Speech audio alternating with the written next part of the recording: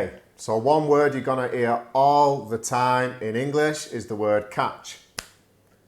If you want to learn how to use this word in far more context than the one I've just shown you, then join me in this week's lesson. Let's get into it.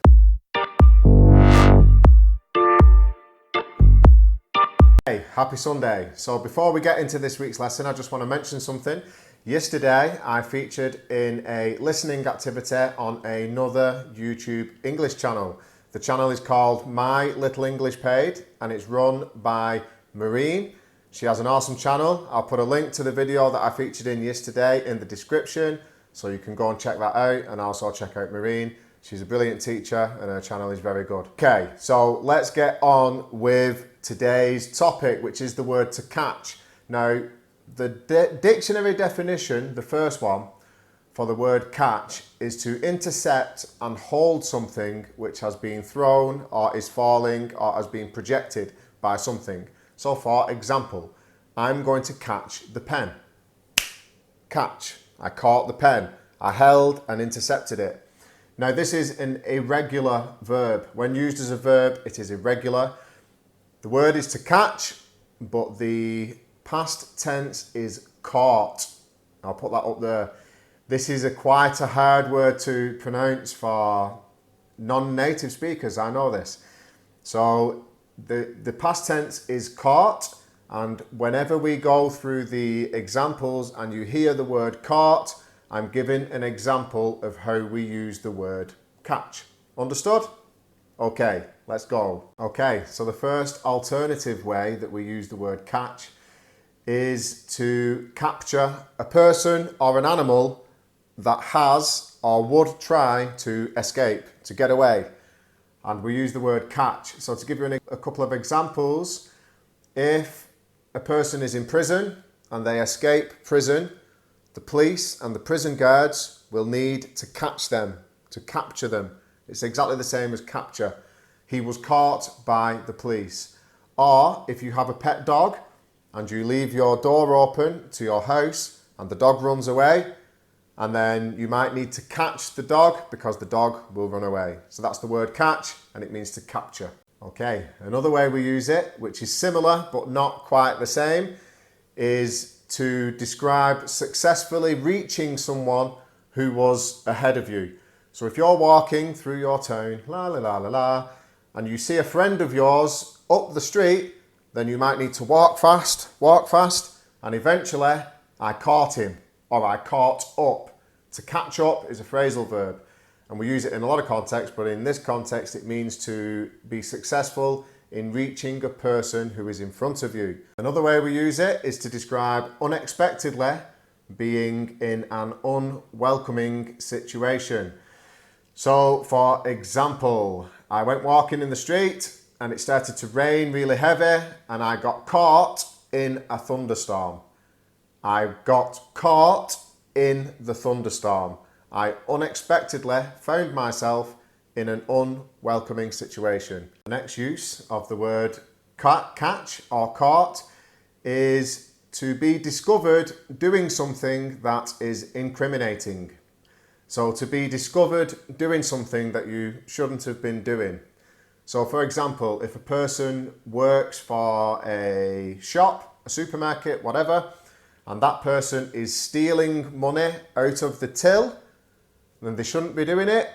But one day they were doing it and they were caught by their boss. So their boss caught them stealing the money, and that is to catch someone. To catch someone in the act of doing something. Another way we use it is to describe an object becoming entangled or stuck in something else. So for example, if I had hair, which I don't, I have a shaved head, but if I had some hair and I was messing around with my pen in my hair, like some girls do, and I got the pen stuck so it won't come out, it's entangled, then I would say that the pen is caught in my hair. This next one is quite an interesting one. So we use the word catch to describe reaching and boarding in time a train, a boat, an aeroplane or a bus. So for example, I caught the bus from Wigan to Atherton. And what that means is that I reached in time and then boarded the bus. And we use the word catch. Or you can say in the future, I need to catch the train in 20 minutes.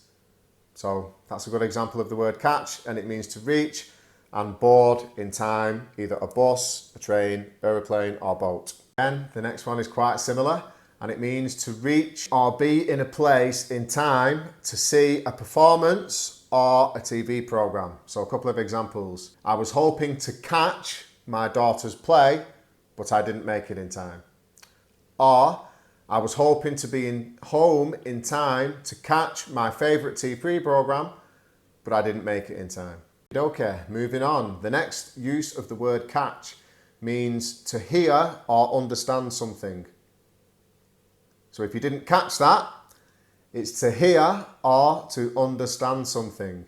So if you're talking to somebody in English and you don't understand what they say, you can say, I'm sorry, I didn't catch that. Can you repeat it? The next example for today is to strike somebody on a part of the body. So, for example, if two boxers are fighting, one boxer caught the other boxer with an uppercut on the chin. He caught him on the chin. The next use we use the word catch is to describe unexpectedly striking a part of your body on something else. So, for example, if I'm walking from the kitchen into the living room and I catch my shoulder on the door frame. I caught my shoulder on the door frame. That hurt. Okay, so we're getting close to the end now. So I've got two more left. And the next one we use the word catch is to describe contracting an illness. So for example, last week I caught a cold. I caught a cold. It's in the past tense. Or you could say, I'm going on holiday to a foreign country next week, and I need to have some injections to make sure I don't catch any diseases. Hey, you still with me? This one's the last one. I know your head's been battered with all this information, but my passion is to help you people understand everyday conversation and be able to express yourselves better in everyday conversation. And all of these uses of the word catch will definitely help you do that. So the last one is to become ignited and start burning. In other words, to catch fire. You'll hear that all the time. I was messing around with the lighter and my hair caught fire. I was leaning over the oven and my t-shirt caught fire. Okay, so that's it for this week's video. I hope you enjoyed it. If you did enjoy it, please feel free to share this with your English learning friends if you think that they may find it useful as well. As always, if you want to practice with me, si tú quieres practicar conmigo, send me an email to the email address below to book your session. On that note, I'm going to go, leave you to it. Enjoy the rest of your weekend. See you in the next video. Bye bye, people.